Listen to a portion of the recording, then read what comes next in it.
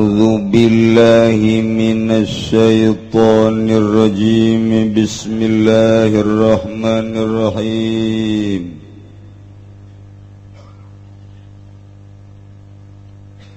Wa yajibul qisasu fil mudihati faqat, lan wajib apa qisas ing dalam tatu mudihah balaka. Wa qila lan den ucapaken apa lafaz wa fi ma qablaha siwal haris, ing dalam barang kang tetep ing dalam sadurunge mudihah salian tatu haris.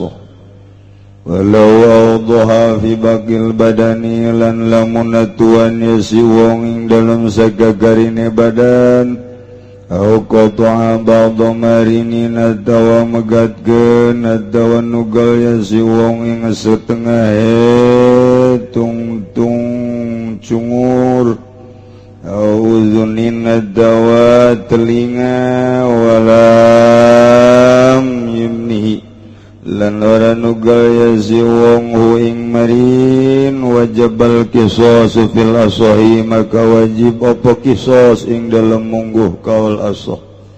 Wa yajibu fil qatimin mafsilin, lan wajib ya qisas ing dalam megatkeun min mafsilin seging mafsil. Ad-dafi'a si bahri malah ing dalam asalepu. Wa man gabin lan pundak inam kana lamun kongang, iya inam kana bila ijafatin lamun kongang, inam kana lamun kongang ya kisos bila ijabatin kalawan oranana ijabah, kalawan oranana ngakingaken. Wa ilam yumkin fala yajib alal asah, fala qisas, maka ora qisas iku mujud alal sahihi ing atase mungguh kaul sahih. Seteajan orang ngeraskeun pangaosan urang bacakeun heula Fatihah ka ahli-ahli kubur, rantos mayunan urang kahiji almarhum kitu Sesa bin Adam Cadas, Sarbini bin Sadi Cadas ini bukan Cadas. Kemudian Masduk bin Haji Sa'amat, kemudian Robi'ah binti Kiai Haji Usman Kosambi Sepatan, Hajah Robi'ah, kemudian kitu Made Artana bin Suwadi, Wakidi bin Abdul Rashid, Mujib bin Saharasuli, almarhum Masdi Sindang Sari Tasikmalaya, kemudian kitu Suganda bin Buhari. Al-Fatihah. Bismillahirrahmanirrahim. Alhamdulillahirrahmanirrahim. Ar-Rahmanirrahim. Maliki yaumiddin. Iyyaka na'budu wa iyyaka nasta'in. Shiratal mustaqim. Shiratal ladzina Haji Surnata bin Haji Hajjah Mayu, kemudian Yamanu Tedamang, kemudian almarhum Maknawi bin Haji Nahrawi Serdang Kulon, Haji Handang bin Soleh Bungau, kanggo almarhum Sepuh Haji Dadang Haji Dadang Badruddin bin Otoy Sirat Lebak, kemudian Rasudin bin Nursiah Ciudin, Ibu Sinah binti Kampung Bundar Ahmad bin Yuyun Asduki. Kemudian Tedamang ya mah Sulaiman bin Ibu Norih binti To'at Esab Kurniati. Kemudian Ibu Ilah binti Icang Kampung Hutan Jati. Kemudian Yemah Hasan Kampung Siri Kampung di Rumah Sakit Curug di ICU terakhir. Yemah keluarga besar Toko Mas Tabrani Tangerang. Kurang tadi disebat Tanamina Nutu Damang. Mudah-mudahan di Pasihan Enggal Damang, Pasihan Kasobaran, mudah-mudahan jadi ganjaran. Nuparantos mulih ka jati mulang ka asal, mudah-mudahan dihapunten sadaya dosana, dilegakeun dicaangkeun di kuburanana, ditempatkeun dina rahmat Allah, dibere naimul qabri, bi barakati ummil Qur'an al-Fatihah. Bismillahirrahmanirrahim. Alhamdulillahirabbil alamin arrahmanir rahim maliki yaumiddin. Iyyaka na'budu wa iyyaka nasta'in ihdinas siratal mustaqim siratal ladzina an'amta 'alaihim ghairil maghdubi 'alaihim waladdallin.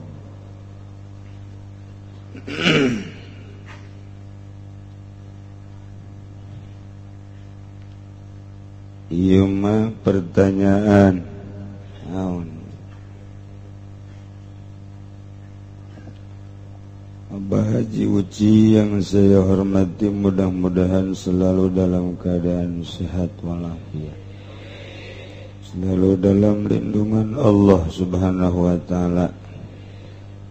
Saya ada pertanyaan, Abah. Saya sekarang masih menjabat sebagai anggota DPR.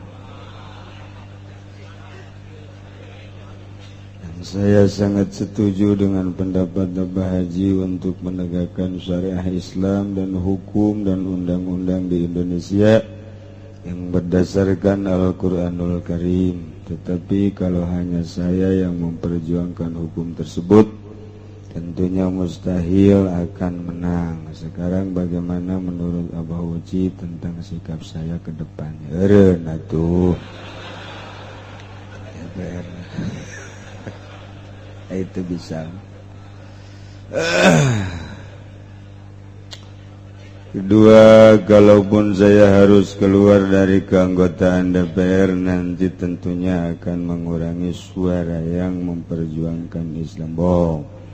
Sebab menurut saya kalau kita umat Islam hanya sebagai penonton dan tidak ikut dalam politik praktis, maka aspirasi umat ke Islam akan sangat berkurang. Bagaimana tanggapan Abah mengenai hal ini?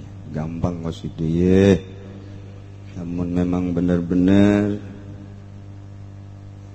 panggilan kepada Yudi dari Kosambi Cibadak, segera pulang sama ibunya, disuruh segera pulang sama ibunya, ada panggilan kerja.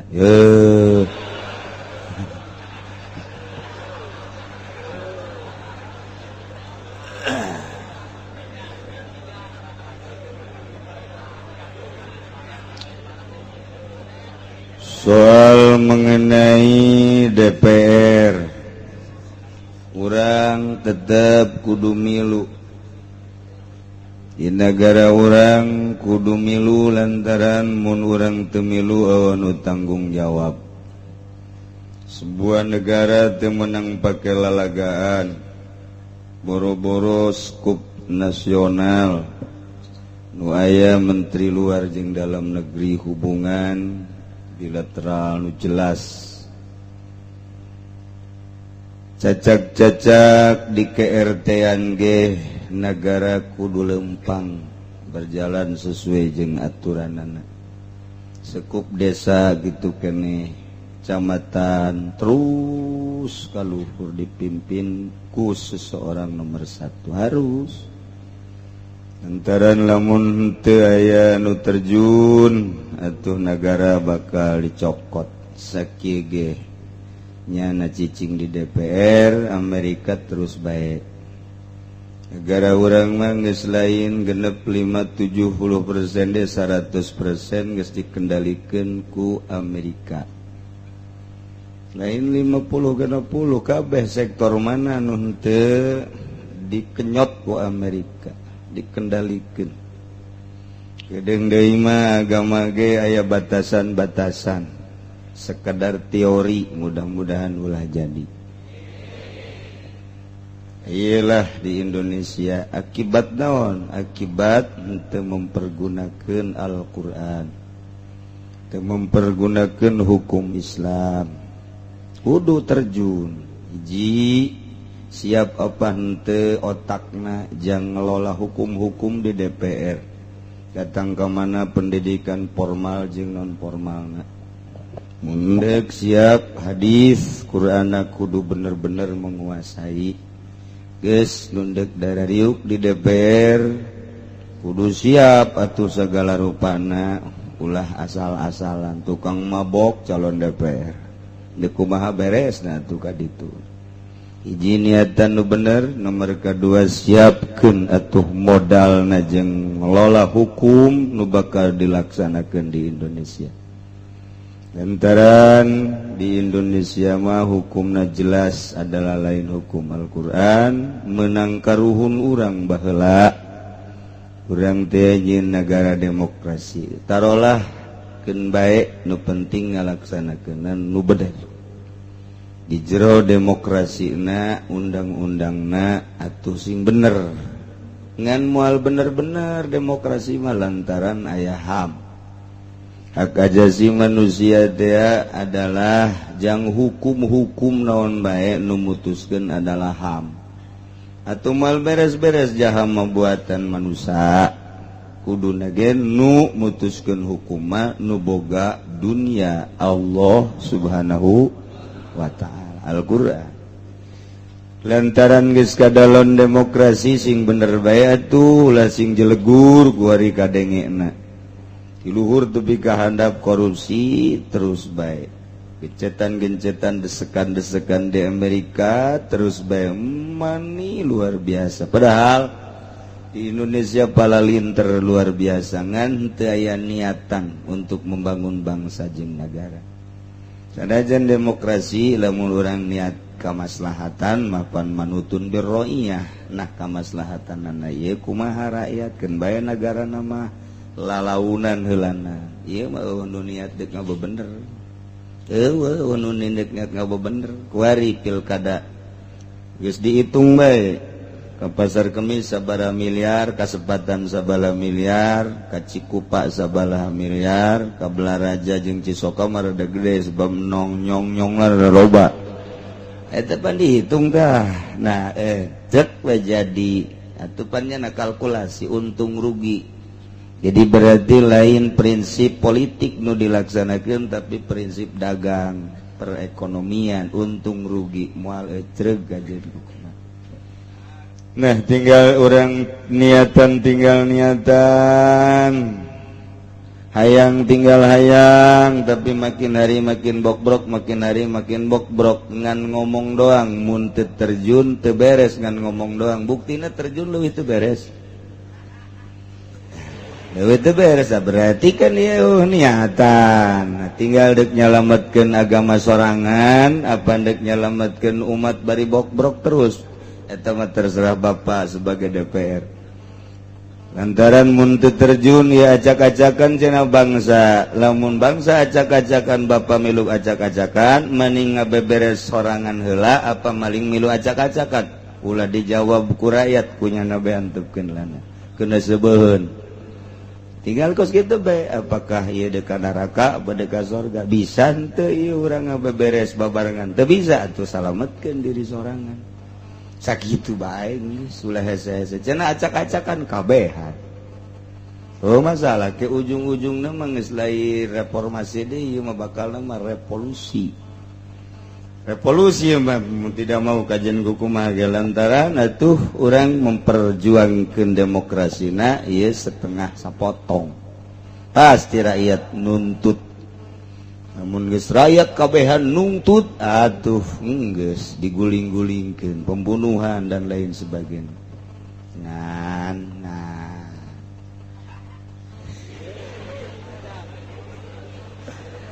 di Indonesia beda jeung di luar negeri lantaran kadeleuna mah kadeleuna lempangna sorangan negara padahal teu di Indonesia mah teu lempang sorangan tetep aya nu ngagegeh nu gaib dan mentak tenang bae heulana usum rusak-rusak nu gaib keur utang hitung ke direformasikeun atawa direvolusikeun tah kumaha nu ceuk nu gaib. Jadi kitu tadi Indonesia mah aya kamodelanana sebab baheulana perjanjian Bung Karno jeung para kiai. Janjina di mana? Di 3 gunung. Salah sahiji gunung nu dipake perjanjian di urang adalah Gunung Kencana. Nah, eta hiji deui di Jawa Tengah. Hiji deui di Jawa Timur. Tak etalah 3 gunung nu pake perjanjian.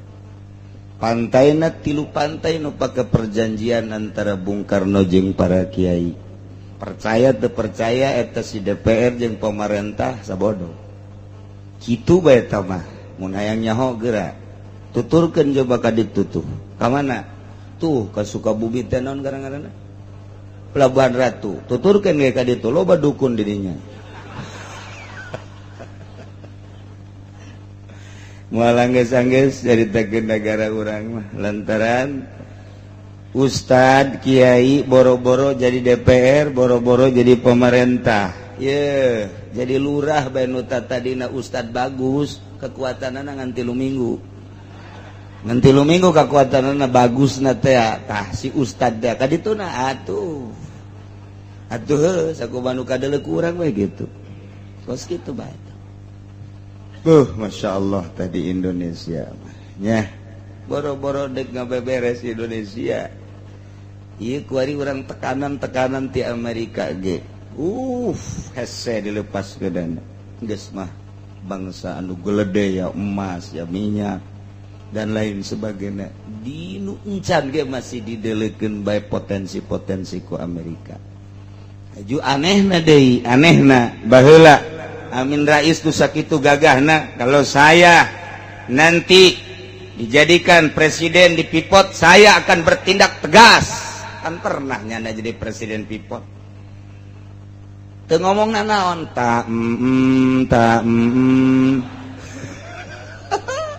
je perhatikan coba ku urang Amin Rais tu sakitu gagahna celek bae nyana di dinya di direkturna ngomong naon suro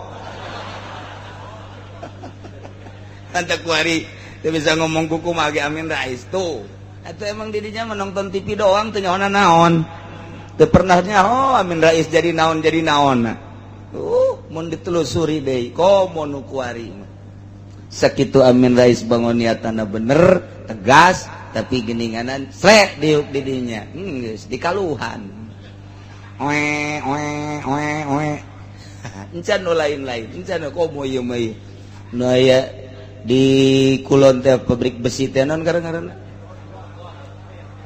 Krakatau Steel urang mangan dibere taina doang urangan dibere taina doang deuleu bule di ditu Masya Allah tak urang lamun ningali potensi-potensi kos kitu luar biasa eta keur carita naon gitu hasil bumi kuari mun nyaritakeun politik bantakan hayang berontak urang kuari urang lamun kuari nyaritakeun politik mantak hayang berontak lain lalagaan ngan urang mah ulah kudu beberontakan heula serahkeun heula kanu di luhur khusus kanu keur main oge urang mun tayang ka bangsa nu gaib-gaib para wali-wali Allah urang mun tayang nomor hiji nama ka Gusti Allah Subhanahu wa ta'ala ulah disangka ieu teh sok survei ka dieu ka daerah Pasar Kemis nu gaib jurig lah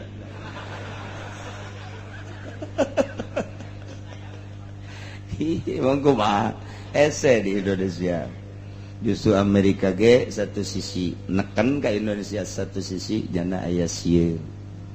Ka Gus Dur bae datang ka kuari, orang Eropa, orang Amerika can paham. Nyana masih mempertanyakan masih ada enggak orang model Gus Dur. Cekulah aya di pasar Kemis, buta tage sarua. Ngan bodoh. Jadi panjang lalakon mun urang nyaritakeun Indonesia kadituna beuki teu kaharti. Sebab aya jelema nu lolondokan, sanajan di ABRI, sanajan di polisi, Indonesia masing hade. Aya jelema nu lolondokan hiji mangsanya jadi jenderal, jam kedua mah nyana aya di polisi, eta keneh aneh. Jam katilu nyana aya di istana, jam keopat nyana babarengan main koprok. Jam kalima ngadu koto.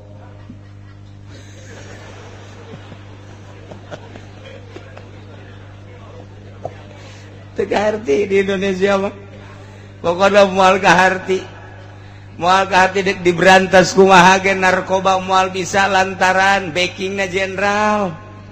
Moal bisa maling ieu teh mun diberantas tuntas babari jasa tapi geus jadi 3 segi emas.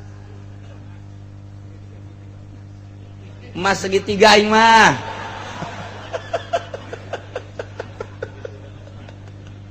Ji, emang kumaha gitu, tanyakeun ka polisi jababari sebenarnya newak polisi mah tuh.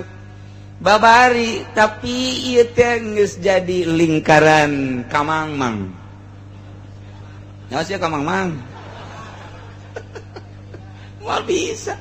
Korupsi lamun dituntaskeun jababari, maling dituntaskeun atuh babari. Narkoba sagedena Indonesia atuh babari, tapi kok teu tuntas-tuntas dijieun lah segitiga, dijieun lah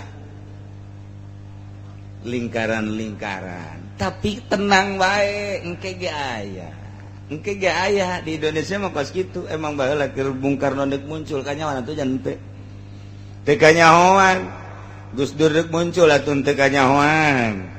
Kayak kuari ayah kene ya, kuari kertulag telur. Jadi, kuari pokoknya apa ya? Kuari keur dipermasalahkeun soal KPK. KPK dimasalahkeun sakedeung deui bakal aya nu dimasalahkeun deui menteri. Nu dimasalahkeun deui 2 menteri bakalna apa maning diteruskeun, apa maning dieureunkeun, diulah ayakeun, dihapus. Atau tenang bae sih. Sakit tungtung kula masih di luhur masalah guys.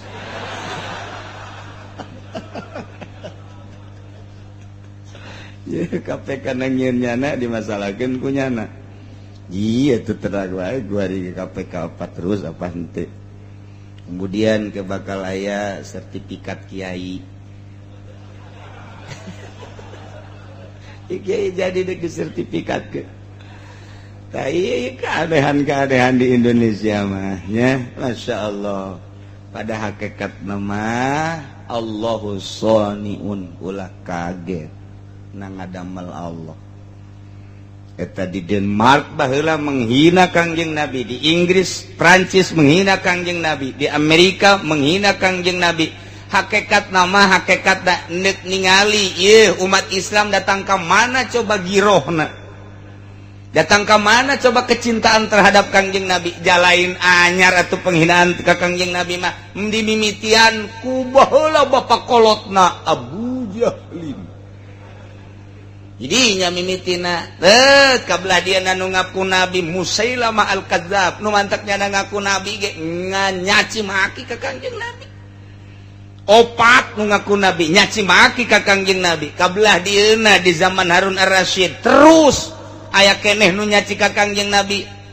Belah dieuna loba tiap kurun nu urangnya homa kuari pas zaman Khomeini aya Salman Rushdie ka hiji. Nomor kaduana eta urang Prancis, nomor Denmark, nomor katiluna ieu kuari.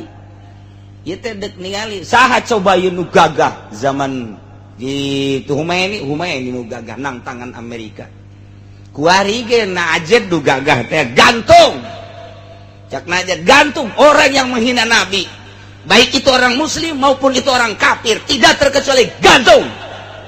saha nu wani kos kitu di dunia nyana tetap Iran tuh baheula nu mantak eta dibunuh Saddam Hussein kunaon lantaran nyana mendek berdiri sendiri anti Amerika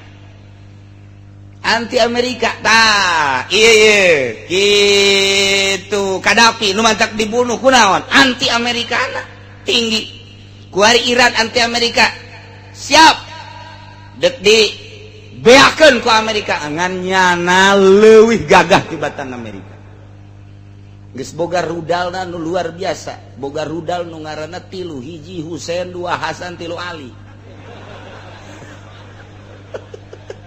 kira-kira boga rudalna ieu Husein kekuatanana hanya untuk di wilayah timur Hasan kekuatanna nyebrang Hasan Husein kemudian Ali ya kekuatannya ke Inggris ke Amerika kuat geus dicoba Amerika nyaho Amerika siap perang dengan kami Ali akan saya luncurkan geus moal terus saya ngajina lah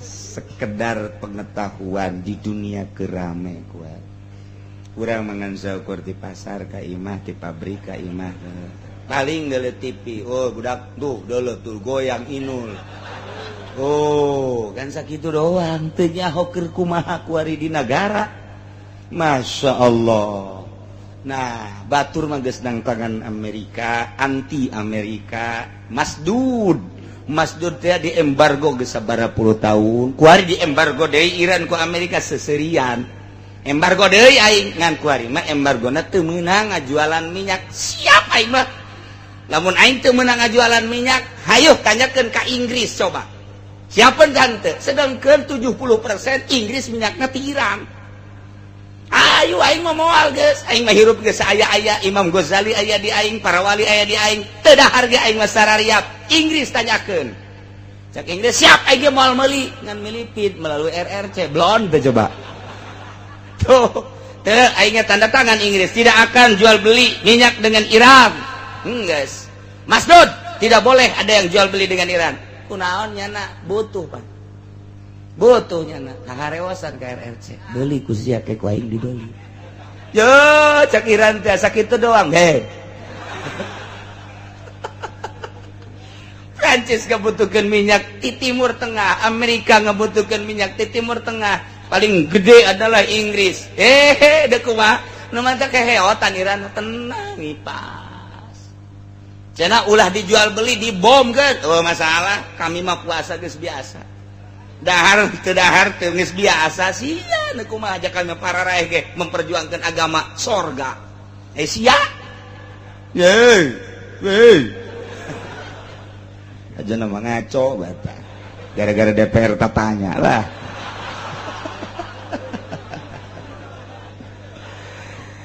yajibul kisasu bil mudihati faqat itu jadi orang nyaritakeun Indonesia mah cangkeuh batur geus ka mana Indonesia upak-upakan di korupsi luar biasa ganti presiden kitu ganti presiden kieu ganti kitu bete eureun-eureun Masya Allah orang lamun ningali sejarah Bung Karno luar biasa dunia mengakui keistimewaan Bung Karno Senayan bakal dijadikan PBB ku Bung Karno lantaran eleset dijadikan gedung olahraga Masya Allah mendominasi Bung Karno tiap negara kedua ya Gus Dur ulah disangka lantaran orang Indonesia sama pemerintahnya pesimis terhadap Gus Dur sehingga ternyawa perkembangan Gus Dur datang kemana di dunia luarna lamun kamari teu kaburu maot Gus Dur geus aya hubungan jeung Irak menyerahkan minyak terhadap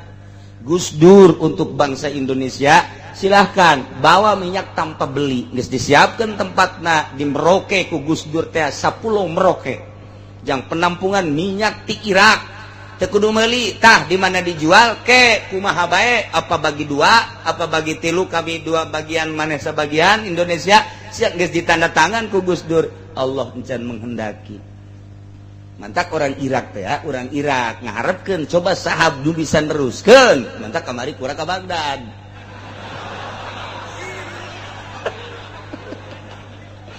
teu ka Baghdad deuk nanaon mah lebih jahakeun pokona engke nyaho der bae aduh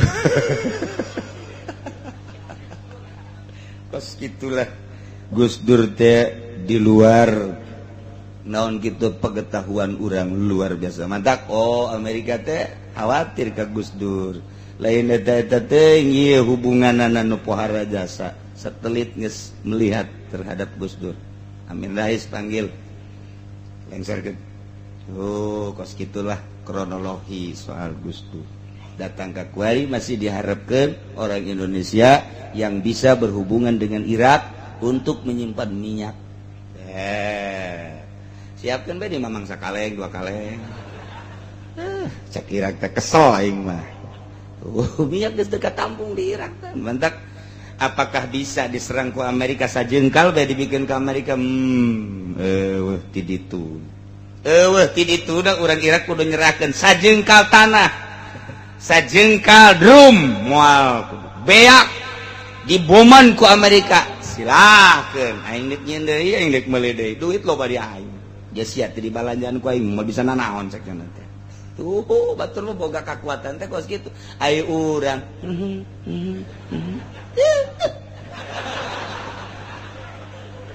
aduh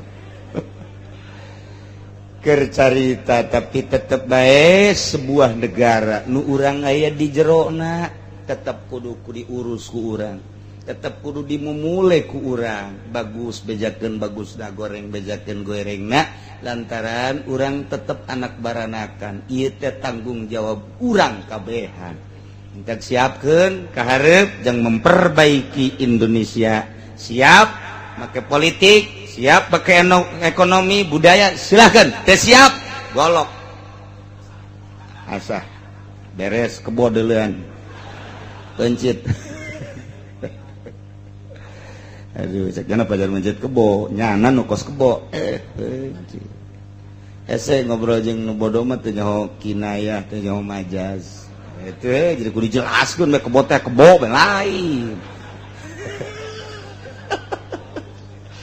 aduh jadi tetep bae urang mah boga senjatana ngadua ka Gusti Allah Subhanahu wa taala penggede tetep urang doakeun mudah-mudahan dibere babalik hatena ku Gusti Allah dibere lalempeng hatena ku Gusti Allah sehingga bener-bener ngurusan nagara jeung rakyatna karasa ku urang Allah mah maha kawasa amin ya rabbal urusan penganiayaan nu ngaranna aya 10 kamari ka eta teh teu sakabehna mun dilaksanakeun kena sanksi anu bakal dijelaskeun ke di hareup encan sangsina hartina sangsina teh sabaraha ieu mun curug encan ke ieu bakal kakenaan ku sanksi baheula andai kata aya jelema menganiaya sehingga aya salah sahiji dinu 10 kamari penganiayaan nu mana nu engke dikenakeun sanksi aya kitu mah ngan sakadar kasuat doang pipina set tegetihan-getihan acan teu kedah sanksi tah mah kos kitu paling ganti rugi teh lain kisos tah mangarana lain dia tah mangarana ya aing ku sia tah kena tungtung peso tah getihan teh henteu tapi pan ieu kudu ka dokter meuli obat merah oh jeung meuli obat merah sabari obat merah tuh tanyakeun we ka dokter bayar aya getihan saeutik ieu rada jero tapi henteu kumaha ngan rada getihan doang saeutik eta mah lain kisos lain diat eta mah geus ka dokter ka rumah sakit dia bawa ka dokter dok ya jeroan saeutik tah kos kitu nah ieu mah nu dikenakeun sanksi mah nu bakal dicaritakeun engke sangsina bales patina ieu adalah wa yajibul qisasu fil mudhihah faqat wajib kisos dibales dina tatu anu ngaranna mudhihah adapun harisoh adapun damiyah, adapun badi'ah, adapun mutalahimah, adapun simhaq kok eta mah teu kudu kena sanksi. Wakil cek sakaul mawafi magoblah siwal harisoh wajib kisos teh di samping tatu mudihate oge tatu nu samemehna salian harisoh eta ge tetep kudu dikenakeun sanksi. Walau adha fi bakil badani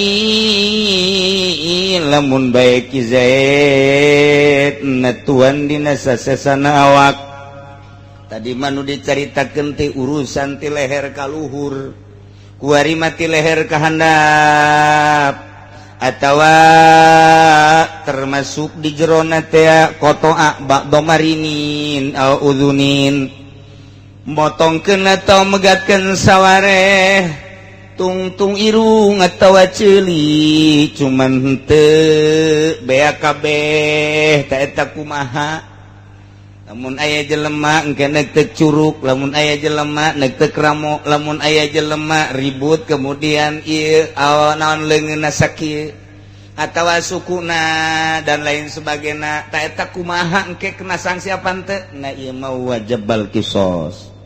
Atawa irung lain sakadar katoel digodot ku peso pajar peler kotok baru tah digodot henteu ai sumpung mah henteu ai pegat henteu ngan utal atel tuh cek ilmu kedokteran apa bisa diterapkeun deui tadi malah mah bisa engke milih apa endek eta deui apa endek dimancungkeun kuari mah kos kitu eta ngarubah-robah pamere ti Gusti Allah hukumna haram. Operasi plastik teh hukumna haram, ngamancungkeun irung hukumna haram. Geus diberesa kitu ku Gusti Allah aya rahasiaan sing hade. Dibere ceuri anu pitet atau anu rancu, geus sakitu bae. Ulah dibagus-bagus sakitu aya moal kebel di dunia moal kebel. Moal kebel isupan paeh geus. Kunaon make dirobah-robah. Ulah aya dirobah-robah. Hatta ieu bae geta ngabolongan ditindik cacing ieu ceunan ka ceuli ta eta teh ceuli ieu teh jadi masalah ngabolongan ceuli lalaki mah geus jelas haram awewe jadi masalah lantaran ieu nganiaya nyeri pa ditindik teh. Nah lamun kira-kirana engkena bakal moal diteudeunnan anting teu kudu lamun deuk diteudeunnan anting atawa giwang lantaran engke salakina bakal resepeun henteu masalah ka eta teh urusan kos kieu bae jadi masalah kan nindik ieu masyaallah ulah keur ngarobah mah geus haram nage haram bakal ditanyakeun ke ku Gusti Allah dipertanyakeun pamaksudana kecuali lamun aya huntu nolol ka hareup sajeungka.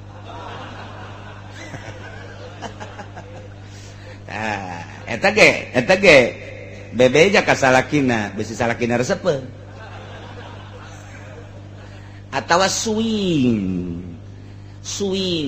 teh jadi bibirna aya jandela atuh kumaha ngomong naing swing teh kos kitu tah kuari ketika maca Fatihah kaganggu henteu Fatihahna lamun teu kaganggu teu meunang lamun beda maca Fatihah Allah wala bo emang sih itu bisa aing mah mana leungit ayo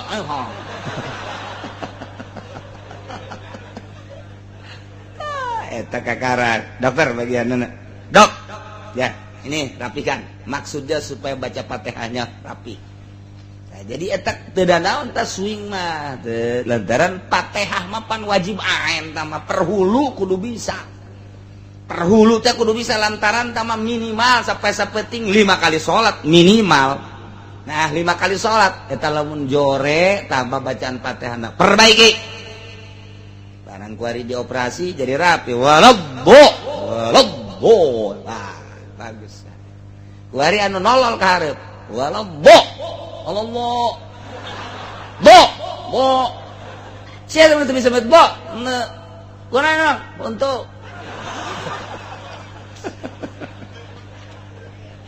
kakara cabot dah kuari beres eta mah aya panyakitan rapi masalah ieu mah huntu rapi bibir rapi teu bisa maca Fatihah bolon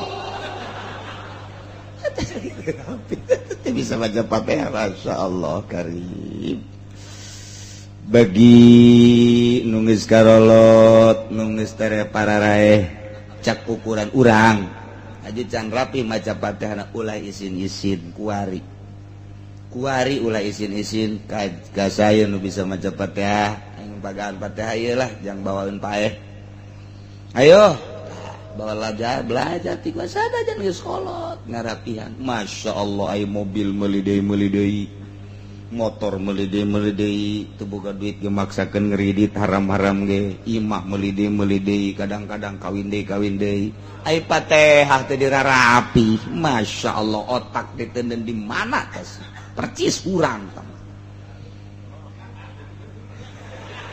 teh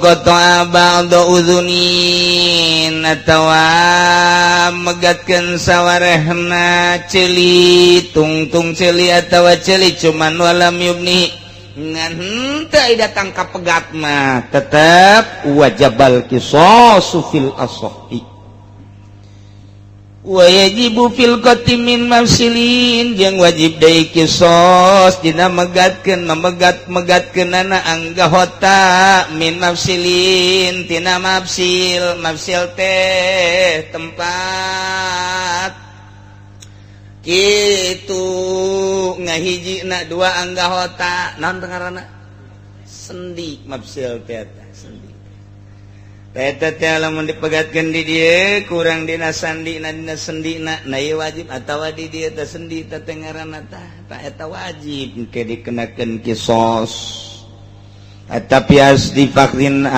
sehingga dina luhur ping di dieu ka dieu ngaranna ping teh ieu teh mafsil ngaranna lantaran ping teh lamun di dieu mafsilan sendian lamun dina sapedah mah pelor jadi dia teta jadi di dia lamun eueuh sendian moal bisa leumpang atuh urang ieu aslu pakhdin tah di dia kurang ditebas ceger tetep ieu kena sanksi jasa atuh ieu bae geus kena sanksi komo ieu masyaallah mantak sing hade cenah di Indonesia mah jan teu dikenakeun sanksi can anggeus berarti hukum di Indonesia teh teu anggeus hukumna dianggeuskeun ke di Rabbul Jalil di payeuneun Gusti Allah Subhanahu mantak angel geng ke urang di mahsyar teh angel nangtung ribuan tahun lantaran menyelesaikan permasalahan nu can selesai di dunia teh lantaran tirkah teu beres ya teh digogondol kunu cikal bae bereskeun ke di hareupeun Allah kuari mah paling ganti mengganti engke mah seuneu nu bakal ngahukumanan teu beres waktu di dunia nyandung kurang adil ka nu kolot geus merengek-rengek ceurik di hareupeun salaki tetep dungu tangkorak salakina teu anggeus di dunia dianggeuskeun di akhirat tenang besi bapak nyandung engke dianggeuskeun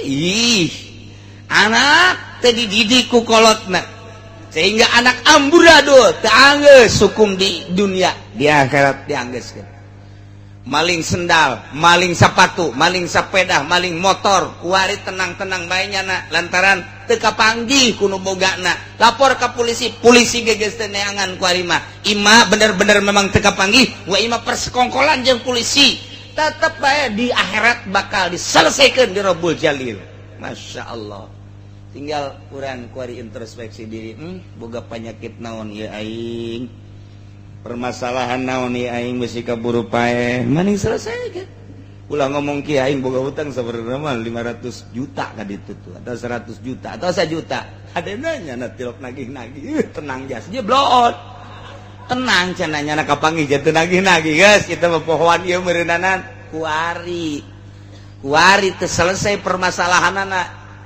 diselesaikan di akhirat nu mantak saurang ge lila jasa nyidangna lantaran loba jasa permasalahan hendak lamun maot geus teu boga naon miskin tanah dikenan ka anak geus pamajikan beres abah malah geus teu boga naon ku ari geus abah mah paeh geus ngeunaheun jasa teu boga naon los ku sararia satahun 2 tahun paeh deuk nanya naon malaikat tanya geus sibikeun malaikat ku abeh ka anak sibikeun ka pamajikan kula mah geus pokona mah geus tenang we naon hisabeun paeh geus teu boga hisabeun tah mun paeh kontrakan aya 200 pintu angkot aya 50 ruko aya meureunana bangsa 10 mah pamajikan 4 Cikupa hiji sepatan hiji anak ambal aya sawah di Karawang aya nah paeh na iya Masya Allah menentak hasibu qoblaan tuhasabu ayo kira hisab diri memang engke dihisab ya Allah ya Rabbi urang inget kadinya matanya ngeri jasa mangkaning bakal jasa tama eueun nu leupas tina paeh kitulah waman kabin kitu keneh pundak kena sangsiin amkana bila ijafah namun kongang iya kisos tanpa digaringkeun wa ila lamun teu kongang pala kisoso ala sahihi wa yajibu wallahu